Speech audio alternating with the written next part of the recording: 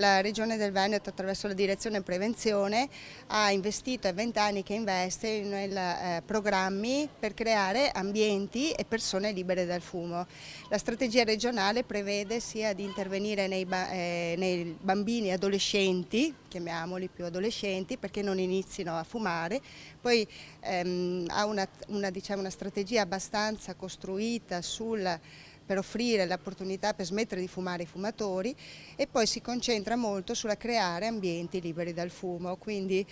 ospedali, quindi scuole, quindi comunità dove non sia possibile fumare o ci sia rispetto per i non fumatori, per proteggere la popolazione sia dal fumo attivo ma soprattutto anche importante dal fumo passivo, entrambi molto dannosi e comunque prima causa di malattia e di mortalità evitabile in Italia e nel mondo. Nella regione del Veneto abbiamo programmi per tutte le età, iniziando dalla scuola materna fino alla scuola superiori o la secondaria di secondo grado. Siamo una delle regioni più virtuosi perché i fumatori nel Veneto sono 22% contro il 26% nazionali dai dati passi.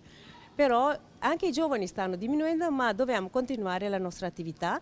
aiutare a loro a non iniziare, aiutare chi fuma a smettere e creare degli ambienti liberi dal fumo dove noi possiamo avere una vita libera dal fumo. Oggi abbiamo premiato la classe, primo premio del Smoke Free Class 1AA Girardi, Istituto Girardi di Cittadella, che hanno vinto il primo premio di 2000 euro.